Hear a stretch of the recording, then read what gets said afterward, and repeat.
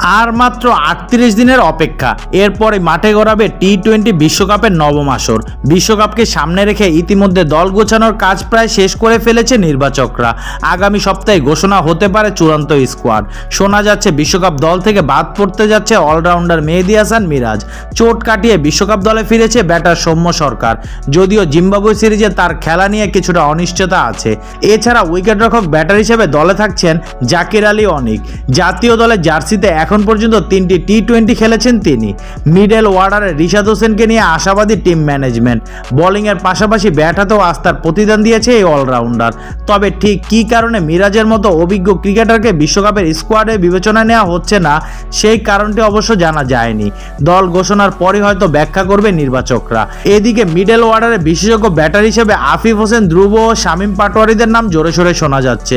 যদিও ঘরোয়া লিগে সম্প্রতি পারফরমেন্স বিবেচনায় শামীম কিছুটা এগিয়ে।